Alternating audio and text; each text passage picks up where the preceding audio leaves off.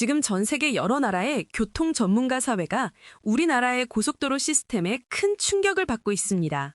미국 UCLA 교통연구가인 에밀리 콴 박사가 서울에서 부산까지 400km의 경부고속도로를 직접 분석한 보고서를 발표했습니다. 그녀가 증명한 한국 도로의 완벽한 효율성은 곧바로 일본 NHK 특집 방송으로 만들어졌고 86%라는 믿기 어려운 시청률을 기록했습니다.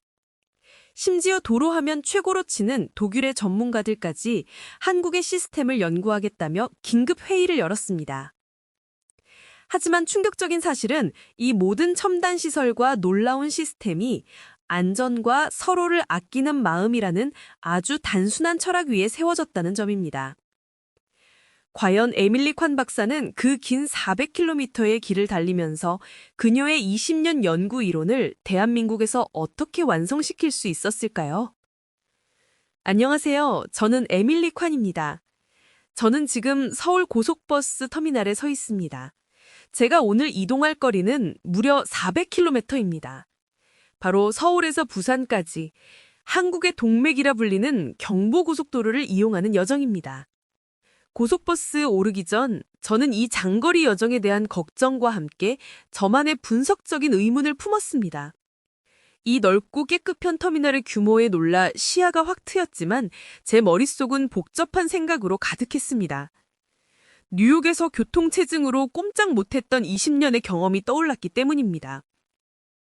솔직히 말씀드리자면 아시아의 긴 거리를 정시에 주파한다는 것에 대해 저는 큰 기대를 하지 않았습니다. 제가 아는 뉴욕이나 다른 대도시들은 이미 교통의 복잡함과 무질서한 흐름 때문에 몸살을 앓고 있었죠. 교통공학 박사로서 제 가설은 단순했습니다. 아무리 시스템이 좋다 한들 400km가 넘는 긴 거리를 달리는 보관에는 수많은 변수가 생길 수밖에 없고 결국은 예정 시간보다 훨씬 늦게 도착할 것이라는 생각이었습니다. 버스 승차권을 기계로 발권했는데 화면의 목적지만 선택하면 되고 영어 지원도 완벽해서 편리했습니다. 표를 들고 대합실로 향했습니다. 승객들이 많았지만 소란스럽지 않았습니다. 모두들 조용히 휴대전화를 보거나 책을 읽고 있었습니다. 예상했던 복잡하고 정신없는 터미널 분위기와는 너무나 달랐습니다. 정확히 예정 시각이 되어 버스에 올랐습니다. 좌석 간격은 넉넉했고 등받이의 쿠션감도 훌륭했습니다. 장거리 이동이 익숙한 승객들을 배려한 듯 좌석마다 충전 포트까지 갖춰져 있었습니다. 저는 창가 자리에 앉아 밖을 내다보았습니다. 터미널의 표시판은 명확했고 버스의 움직임은 망설이지 않고 정확한 시간에 시작되었습니다. 버스가 서서히 도심을 벗어나 고속도로 진입로를 향해 나아갔습니다. 도심 구간의 차량은 예상대로 꽤 많았습니다. 뉴욕이라면 이쯤에서 이미 정체가 시작되어 수십 분을 허비했을 겁니다. 저는 속으로 생각했습니다. 이것도 마찬가지겠지. 하지만 잠시 후 놀라운 광경이 눈에 들어오기 시작했습니다. 차량이 많아졌는데도 흐름이 끊기지 않고 계속 이어졌습니다. 차들이 막힐 듯 하면서도 완전히 멈춰서는 일이 없었습니다. 저는 창밖의 풍경을 숨죽여 관찰했습니다. 제가 20년간 연구해온 교통이론의 효율성 공식은 정지 시간이 곧 비효율성이라고 말하고 있습니다. 이 차량들은 마치 보이지 않는 지휘자에 따라 움직이는 듯 했습니다. 속도는 줄었지만 누구 하나 경적을 울리거나 급하게 끼어들지 않았습니다. 한국 운전자들은 매우 침착했습니다. 저의 분석 중인 머리가 작동하기 시작했습니다. 이 400km를 달리는 이 여정은 내 컬럼의 비효율성을 증명하는 무대가 될 겁니다. 저는 조용히 노트북을 꺼내들었습니다. 오늘의 여정은 단순한 이동이 아니었습니다. 제가 세운 교통 이론의 가설을 한국 고속도로에서 직접 검증하는 연구의 시작이었기 때문입니다. 제 전문 지식과 관찰력을 총동원하여 이 도로가 어떤 약점을 드러내는지 끝까지 지켜볼 참이었습니다. 한국의 고속도로는 저의 냉철한 분석에서 과연 자유로울 수 있을까요? 버스가 고속도로 본선에 접어들자 속도가 붙기 시작했습니다. 하지만 이내 차량이 눈에 띄게 늘어났습니다. 저는 잠시 숨을 멈추고 관찰했습니다. 뉴욕이라면 이미 차량들이 꼬리에 꼬리를 물고 멈춰섰을 상황이었습니다. 그런데 한국은 달랐습니다. 속도는 조금 줄어들었지만 모든 차량이 일정한 간격을 유지하며 흐르고 있었습니다. 정지하는 차량은 거의 없었습니다. 그때 저의 시선을 사로잡는 것이 있었습니다. 도로 위쪽에 설치된 크고 환한 전광판이었습니다. 전광판에는 단순한 속도 제한 표지판이 아니라 실시간 정보가 떠 있었습니다.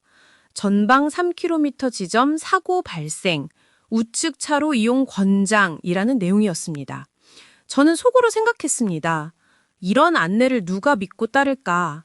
뉴욕에서는 전광판 정보가 부정확할 때가 많아 운전자들이 자기 판단대로 움직이곤 했었죠. 결과는 늘 혼란과 극심한 정치였습니다. 그런데 놀라운 일이 벌어졌습니다.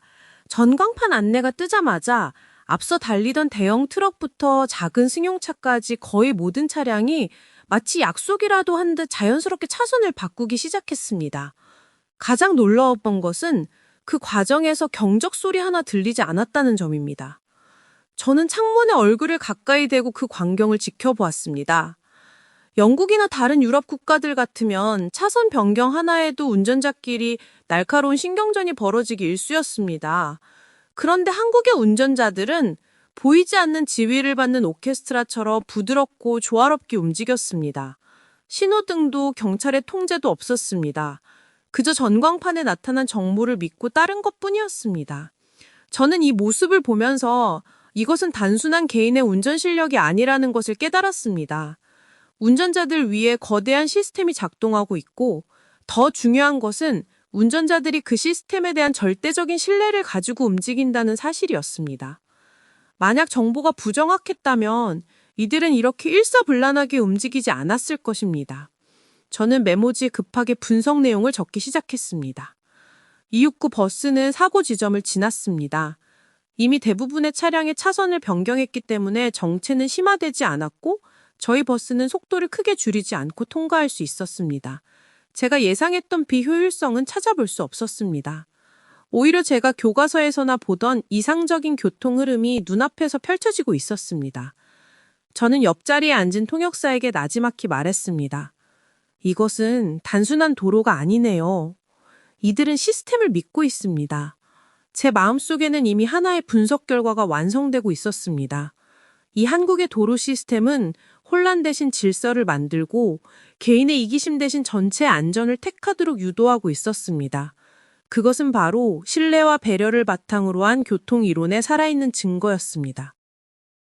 머릿속에서는 뉴욕의 정체 구간이 지워지고 한국 고속도로에 물 흐르는 듯한 차량 흐름이 그 자리를 대신했습니다. 저는 이제 이 여정의 끝이 어떻게 될지 더 이상 비효율성을 찾는 것에 집중할 수 없었습니다. 대신 이 놀라운 시스템의 비밀을 파헤치는 것에 흥미를 느끼기 시작했습니다. 2시간쯤 달렸을까요? 버스가 속도를 줄이더니 고속도로 휴게소로 진입했습니다. 장거리 운전에서 휴게소는 필수적인 공간이죠. 하지만 저에게 휴게소는 그리 좋은 기억이 아니었습니다. 뉴욕이나 유럽의 고속도로 휴게소는 보통 낡고 지저분하며 물건값은 비싼 상업시설에 불과했기 때문입니다. 저는 그저 화장실이나 다녀와야겠다고 생각하고 버스에서 내렸습니다. 버스에서 내려 휴게소 건물 안으로 들어선 순간 저의 걸음이 멈췄습니다. 여기가 정말 고속도로를 달리던 휴게소가 맞나 싶었기 때문입니다. 바닥은 윤이 나는 대리석으로 깔려있고 천장은 높고 밝았습니다. 마치 깔끔한 쇼핑몰에 들어선 듯한 느낌을 받았습니다. 사람들이 꽤 많았는데도 동선이 복잡하지 않고 잘 정돈되어 있어서 쾌적했습니다. 저는 곧바로 화장실로 향했습니다. 문을 열고 들어섰을 때 또 한 번 놀랄 수밖에 없었습니다. 화장실 내부 시설이 너무나 깨끗하게 관리되고 있었기 때문입니다. 세면대마다 비누와 물이 자동으로 나왔고 무엇보다 모든 칸에 최신식 온수 세정 기능이 달린 비데가 설치되어 있었습니다. 뉴욕에서 최고급 호텔의 특실에 가야 볼 수 있는 시설이었습니다. 저는 잠시 그 자리에 서서 생각했습니다. 고속도로를 이용하는 모든 사람에게 이런 최상의 편의시설을 제공하다니. 이는 단순한 친절함을 넘어선 배려였습니다. 장거리 운전으로 지친 사람들에게 청결하고 안락한 환경을 제공하는 것이 곧 운전자의 컨디션을 회복시키고 궁극적으로는 도로의 안전을 지키는 일임을 이들은 알고 있는 것 같았습니다. 손을 씻고 밖으로 나오니 식당가와 편의점 외에도 다양한 공간들이 눈에 띄었습니다. 식당 음식들의 가격표를 보니 시내 식당과 별반 차이가 없었습니다. 고속도로라고 해서 바가지를 씌우는 일이 없다는 것도 놀라웠지만 김밥이나 라면 같은 간단한 음식조차도 신선하고 맛있었습니다. 이곳은 단순히 배를 채우는 곳이 아니라 제대로 된 한 끼를 대접받는 느낌을 주는 곳이었습니다. 하지만 저에게 가장 인상적이었던 것은 따로 있었습니다. 건물 한쪽 구석에 마련된 두 개의 특별한 공간이었습니다. 하나는 반려동물 케어존이었습니다. 작지만 깨끗하게 꾸며진 공간에서 강아지들이 안전하게 뛰어놀고 있었고 그 옆에는 반려동물을 간단히 씻을 수 있는 샤워 시설까지 갖춰져 있었습니다. 심지어 배변 봉투 자판기도 마련되어 있었습니다. 또 다른 공간은 졸음 쉼터라는 이름이 붙어 있었습니다. 안으로 들어가 보니 조명이 은은하게 어둡게 조절되어 있었고 간이 침대가 여러 개 놓여 있었습니다. 장거리 운전으로 지친 운전자들이 잠시 눈을 붙일 수 있도록 만들어 놓은 공간이었습니다. 물론 이 모든 것이 무료로 제공되고 있었습니다. 저는 그곳에서 편안하게 잠시 쉬고 일어난 중년 남성이 세수를 하고 운전대로 향하는 모습을 보았습니다. 그때 제 머리를 스치는 깨달음이 있었습니다. 이 휴게소는 단순한 상업시설이 아닌 안전 시스템의 가장 인간적인 쉼표입니다. 한국은 도로 위의 모든 존재, 즉 사람뿐만 아니라 반려동물까지도 생각하고 있었습니다. 졸음운전을 막기 위해 강요가 아닌 배려와 쉼을 제공하는 방식. 이처럼 사람을 향한 깊은 존중과 배려야말로 제가 찾던 이상적인 교통 시스템의 숨겨진 기초였던 것입니다. 저는 이 한국의 휴게소를 다시 분석 대상에 넣어야겠다고 다짐했습니다. 휴게소에서 정확히 정해진 시간을 보내고 버스는 다시 고속도로에 올랐습니다. 창밖을 보니 하늘이 심상치 않았습니다. 서쪽에서 짙은 먹구름이 빠르게 몰려오고 있었습니다. 저는 긴장했습니다. 어떤 나라든 비가 오기 시작하면 도로는 혼란에 빠지기 마련입니다. 갑자기 속도를 확 줄이거나 차선 변경이 거칠어지면서 사고 위험이 높아지는 것이 일반적이었죠. 얼마 지나지 않아 굵은 빗방울이 떨어지기 시작했습니다. 처음에는 가랑비였지만 금세 폭우로 변하며 도로를 덮쳤습니다. 저는 걱정스러운 마음으로 한국 운전자들을 살폈습니다. 그런데 모두가 놀라울 정도로 침착했습니다. 운전자들은 속도를 조금 줄이긴 했지만 크게 당황하는 기색 없이 일정한 흐름을 유지했습니다. 그때 도로 위 전광판에 새로운 메시지가 떴습니다. 오천시 안전거리 50m 확보, 현재 구간 권장속도 80km라고 구체적인 숫자를 제시했습니다. 저는 코웃음에 칠 뻔했습니다. 뉴욕에서는 이런 권고가 나와도 운전자들이 지키지 않는 경우가 많았기 때문입니다. 대부분의 운전자가 권고를 무시하고 제멋대로 속도를 내거나 오히려 너무 느리게 달려 흐름을 방해하곤 했었죠. 하지만 한국의 고속도로에서는 믿을 수 없는 광경이 펼쳐졌습니다. 거의 모든 차량이 속도계가 고장난 것처럼 80km의 속도를 정확하게 지키는 것이었습니다. 차 사이의 간격도 자연스럽게 넓어지면서 안정적인 거리가 확보되었습니다. 폭우가 쏟아지는 빗길인데도 모든 차량이 마치 하나의 생명체처럼 조화롭게 움직였습니다. 저는 통역사에게 물었습니다. 어떻게 운전자들이 저렇게 정확하게 전광판의 안내를 따르는 거죠? 통역사는 미소를 지으며 답했습니다. 저 정보가 늘 정확하기 때문입니다. 기상 정보는 물론이고 도로의 상태까지 실시간으로 업데이트되어서 운전자들이 안심하고 믿는 거죠. 저는 그 말이 큰 울림으로 다가왔습니다. 다른 나라에서는 전광판의 정보가 부정확할 때가 많아 운전자들이 시스템에 대한 신뢰를 잃었던 것입니다. 신뢰가 없으니 따르지 않고 따르지 않으니 혼란이 생기고 결국 도로가 위험해지는 악순환이 반복되는 것이었죠. 하지만 한국은 달랐습니다. 정확한 정보를 제공하는 시스템이 먼저 신뢰를 구축했고 운전자들은 그 신뢰를 바탕으로 자발적인 협조를 보여주었습니다. 이것이야말로 교통 이론이 지향하는 가장 이상적인 형태였습니다. 빗물은 고이지 않고 도로 밖으로 빠르게 빠져나갔고 배수 시스템마저 완벽했습니다. 폭우가 쏟아지는 1시간 동안 제 눈에는 단 한 건의 사고도 보이지 않았습니다. 빗길에서는 특히 사고가 잦을 수밖에 없습니다만. 저는 제 연구 노트에 기록했습니다. 정보의 정확성과 시민의 신뢰가 만나면 어떤 폭풍우도 통제 가능한 변수가 됩니다. 이 도로는 단순히 잘 포장된 길을 넘어 사람과 시스템이 서로 믿고 안전을 만들어내는 공간이었습니다. 비가 그친 뒤에도 전광판은 노면 젖어 있음, 서행 유지라는 메시지를 띄우면서 운전자들의 방심을 막았습니다. 한국의 시스템은 사람의 마음까지 예측하고 배려하고 있었습니다. 비가 그친 뒤 고속도로는 다시 활기를 찾았습니다. 창밖으로는 해가 서서히 지고 있었지만 차량들은 여전히 질서정연하게 흐르고 있었습니다. 저는 노트북에 메모한 내용들을 다시 정리하고 있었습니다. 단순한 인프라가 아니라 신뢰를 기반으로 움직이는 하나의 생명체와 같다는 결론을 내리고 있었습니다. 그때였습니다. 멀리서부터 날카로운 사이렌 소리가 들려왔습니다. 구급차였습니다. 제 몸은 본능적으로 긴장했습니다. 뉴욕에서는 이런 상황이 곧 극심한 혼란을 의미했기 때문입니다.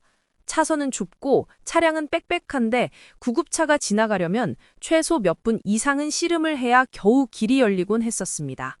경적은 시끄럽게 울려대고 운전자들은 짜증을 냈습니다. 하지만 한국의 고속도로에서는 완전히 다른 일이 벌어졌습니다. 사이렌 소리가 들리자마자 도로를 달리던 모든 차량이 마법에 걸린 듯 일제히 움직였습니다. 왼쪽 차선의 차량들은 왼쪽 갓길 쪽으로 바짝 붙었고 오른쪽 차선의 차량들은 오른쪽 갓길 쪽으로 붙었습니다. 이 모든 움직임은 망설임이나 혼란 없이 마치 미리 연습이라도 한 듯 자연스러웠습니다. 저는 시계로 시간을 재기 시작했습니다. 단 20초였습니다. 20초 만에 도로의 한가운데에는 구급차 한 대가 너끈히 지나갈 수 있는 완벽한 통로가 만들어졌습니다. 그 통로를 따라 구급차는 속도를 줄이지 않고 빠르게 달려나갔습니다. 구급차가 멀리 사라진 후 차량들은 언제 그랬냐는 듯 다시 원래의 차선으로 조용히 돌아왔습니다. 혼란도 없었고 누구도 서두르지 않았습니다. 저는 입이 다물어지지 않았습니다. 400km의 여정에서 제가 경험한 모든 첨단 시스템보다 이 20초의 순간이 저에게는 가장 큰 충격으로 다가왔습니다. 이것은 시스템이나 기술의 문제가 아니었습니다. 사람들의 자발적인 의식이 만든 기적이었습니다. 저는 옆에 있는 통역사에게 다급하게 물었습니다. 이런 일은 늘 있는 일인가요? 어떻게 저렇게 빨리 길이 열릴 수 있죠? 런던이나 뉴욕에서는 상상도 못할 일입니다. 통역사는 차분한 목소리로 설명해 주었습니다. 저희는 저 길을 생명의 길이라고 부릅니다. 어릴 때부터 학교와 운전면허 시험에서 배웁니다. 구급차가 오면 무조건 비켜주는 것이 곧 다른 사람의 생명을 살리는 일이라고요. 저는 고개를 끄덕였습니다. 시스템만으로는 결코 이룰 수 없는 결과였습니다. 아무리 첨단 교통 시스템을 설치해도 사람들이 그 중요성을 깨닫고 적극적으로 따르지 않으면 무용지물이 될 수밖에 없다는 것을 저는 알고 있었습니다. 한국은 그 시스템의 가장 기초를 바로 교육과 문화에 두고 있었습니다. 저는 그때서야 한국의 교통 시스템이 단순히 도로를 잘 만들거나 첨단 장비를 설치한 수준이 아니라는 것을 깨달았습니다. 그것은 사람의 마음을 움직여 가장 효율적이고 안전한 결과를 만들어내는 사회적 설계였습니다. 저는 연구 노트에 마지막 결론을 적었습니다. 20년 연구 끝에 알게 된 사실, 가장 훌륭한 시스템은 도로가 아닌 인간의 의식 속에 있습니다. 이 한국의 고속도로는 저의 모든 분석적인 틀을 깨트리는 감동적인 교육 현장이었습니다. 버스는 이제 산이 많은 내륙 지역으로 깊숙이 들어섰습니다. 서울에서 부산까지의 400km 경부고속도로는 산을 넘기 위해 많은 터널을 지나가야 합니다. 저는 터널을 그리 좋아하지 않았습니다. 터널은 좁고 어둡고 환기가 잘 안 되기 때문에 답답하고 불안함을 느끼는 공간이었습니다.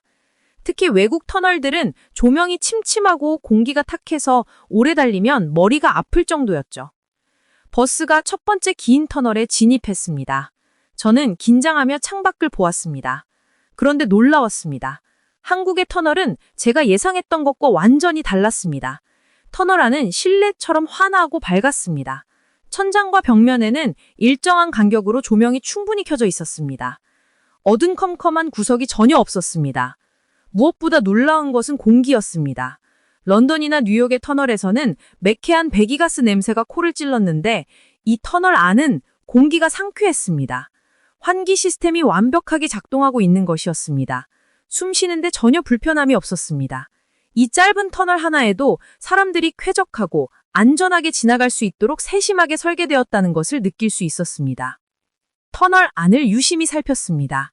벽면을 따라 일정한 간격으로 비상구 표시가 되어 있었습니다. 비상 상황이 생겼을 때 대피할 수 있는 통로였습니다. 그 간격이 제 눈으로 보아도 약 100m 정도였습니다. 화재에 대비한 소화기도 사고 시 연락할 수 있는 비상전화도 정확한 간격으로 배치되어 있었습니다. 모든 것이 체계적이고 질서 있게 준비되어 있었습니다. 저는 고개를 끄덕였습니다. 이것은 단순히 길을 뚫은 기술이 아니었습니다. 만약의 상황까지 모두 고려해 사람의 안전을 최우선으로 설계한 공학적인 철학이었습니다.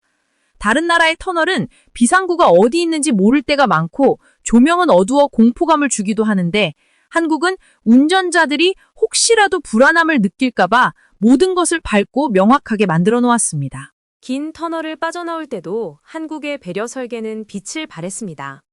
터널 출구 쪽으로 갈수록 조명이 점차적으로 더 밝아지는 것이었습니다. 갑자기 밝은 바깥 세상으로 나오면 운전자의 눈이 부실 수 있는데 한국의 터널은 그 급격한 변화를 막기 위해 조도를 조절하고 있었습니다. 이것은 눈의 피로도를 줄이고 사고를 예방하는 아주 사소하지만 중요한 공학적 설계였습니다. 저는 옆자리의 통역사에게 물었습니다. 터널 관리는 어떻게 이루어지나요? 이런 시설들은 유지 관리가 가장 중요할 텐데요. 통역사는 답했습니다. 매일 점검합니다. 조명부터 환기, 비상설비까지 모두 확인합니다. 문제가 생기면 즉시 수리하고 방치하는 법이 없다고 들었습니다. 안전이 최우선이니까요. 그 말을 들으니 확신이 섰습니다. 다른 나라에서는 예산 문제나 소홀함 때문에 터널 관리를 미루다가 큰 문제가 터진 후에야 손을 대는 경우가 많았습니다. 하지만 한국은 눈에 보이지 않는 땅속 공간까지도 매일 정성을 다해 관리하고 있었습니다. 저는 이 모든 것을 종합하며 제 연구 노트에 힘주어 결론을 적었습니다. 한국의 터널은 길을 뚫은 것이 아니라 안전이라는 가치를 땅속에 심은 것입니다. 이 400km의 여정은 저에게 기술의 발전뿐만 아니라 그 기술을 대하는 한국 사회의 철학까지 가르쳐주고 있었습니다. 마침내 저희 버스는 서울을 출발한 지 약속된 시간 그대로 단 3분의 5차도 없이 부산에 도착했습니다. 400km가 넘는 이 긴 거리를 정시에 주파하다니 저는 마지막까지 한국 시스템의 정확함에 놀랄 수밖에 없었습니다. 버스에서 내려 회의장 근처 호텔로 향하는 제 발걸음은 가벼웠습니다. 호텔방에 도착하자마자 저는 짐을 푸는 대신 노트북부터 켰습니다. 제 머릿속은 오늘 하루 고속도로에서 경험하고 분석했던 놀라운 데이터와 감동적인 순간들로 가득 차 있었습니다. 저는 단숨에 글을 써내려갔습니다. 칼럼의 제목은 400km 아스팔트 위에서 완성된 교통이론이라고 붙였습니다. 저는 제가 발견한 모든 것을 솔직하게 담았습니다. 단순히 도로가 깨끗하다는 것을 넘어 전광판 정보에 대한 준전자들의 절대적인 신뢰, 호텔 수준의 비대와 졸음 쉼터가 갖춰진 휴게소의 인간적인 배려, 그리고 구급차를 위해 20초 만에 열어준 생명의 길에 대한 감동까지 말입니다. 무엇보다 땅속 터널에서 확인한 안전을 최우선하는 한국의 철학을 강조했습니다. 새벽녘이 되어서야 칼럼을 완성했고 뉴욕타임즈 본사에 전송했습니다. 저는 본사 편집장에게 따로 메일을 보내 이 칼럼의 가치에 대해 설명했습니다. 잠시 후 저는 잠자리에 들었지만 흥분 때문에 잠을 깊이 잘 수 없었습니다. 다음날 오전이었습니다. 휴대전화가 계속해서 울렸습니다. 뉴욕 본사 편집장이었습니다. 그의 목소리는 잔뜩 흥분되어 있었습니다. 에밀리 콴, 대단한 칼럼이요. 우리의 메인 페이지 톱 기사로 결정되었소. 당장 전 세계가 읽어야 할 기사이니 말이요. 칼럼은 곧바로 뉴욕타임즈에 게시되었고 반응은 그야말로 폭발적이었습니다. 제 칼럼은 게시된 지 몇 시간 만에 50만 건이 넘는 공유수를 기록했습니다. 전 세계의 언론사들과 교통 전문가들로부터 인터뷰 요청과 분석 요청이 쏟아져 들어왔습니다. 가디언지, 타임지 등 세계적인 매체들이 저와 통화를 원했습니다. 그들은 모두 같은 질문을 했습니다. 정말로 당신의 분석처럼 한국이 유럽보다 나은가요? 저는 단호하게 답했습니다. 제가 분석한 팩트는 과장이 전혀 없습니다. 오히려 한국의 시민의식과 시스템의 조화는 제가 20년 동안 연구한 이론보다 더 완벽했습니다. 바로 그날 부산 회의장에서 저는 일본 NHK 제작팀을 다시 만났습니다. 그들은 더욱 흥분된 표정으로 저에게 달려왔습니다. 박사님 칼럼 덕분에 저희 다큐멘터리가 긴급 편성되었습니다. 그리고 시청률이 믿기 어렵게 86%를 기록했습니다. 일본 전체가 한국의 도로를 보고 충격을 받았습니다. 저의 분석이 일본 사회 전체를 뒤흔들어 놓은 것입니다. 심지어 유럽 각국에서도 난리가 났습니다. 독일의 유명한 교통 전문가가 저에게 연락해와서 말했습니다. 우리 아우토반이 쾌고라 믿었는데 한국은 우리가 잊고 있던 교통 철학을 보여줬습니다. 프랑스 파리에서도 한국의 시스템을 분석하기 위한 긴급 전문가 회의가 열렸다는 소식이 전해졌습니다. 저의 칼럼 하나가 전 세계의 교통 패러다임을 송두리째 흔들고 있었습니다. 저는 단순한 기자가 아니라 한 명의 학자로서 제가 평생 연구했던 이론이 한국의 400km 고속도로 위에서 완벽하게 증명되었음을 확인했습니다. 부산에서의 일정을 모두 마치고 서울로 돌아오는 길 역시 완벽했습니다. 출발부터 도착까지 예정된 시간표에서 벗어나는 일은 없었습니다. 부산에서 서울까지, 그리고 서울에서 인천공항까지의 여정은 저의 20년 교통 이론이 완전히 실현된 모습을 보여주었습니다. 저는 한국을 떠나며 깊은 아쉬움을 느꼈습니다. 단순히 효율적인 인프라를 떠나는 것이 아니라 사람을 배려하는 철학을 떠나는 듯한 기분이었습니다. 런던을 경유해 뉴욕으로 돌아온 저는 다시 현실과 마주했습니다. 뉴욕 JFK 공항에 도착하자마자 입국 심사대는 복잡했고 수화물을 찾는데도 한참의 시간이 걸렸습니다. 공항을 빠져나와 택시를 타고 뉴욕 시내로 향하는 길은 더욱 심각했습니다. 도심으로 들어서자마자 교통체증으로 길이 꽉 막혔습니다. 차량들은 조금이라도 틈이 생기면 무리하게 끼어들기 일쑤였고 경적 소리가 끊임없이 울려 퍼졌습니다. 불과 하루 전까지 경험했던 한국 고속도로의 물 흐르는 듯한 질서와 너무나도 대조적이었습니다. 저는 창밖을 바라보며 속으로 한숨을 쉬었습니다. 이곳의 운전자들은 전광판의 안내를 믿지 않았고 서로를 배려하기보다는 자신의 이익을 우선했습니다.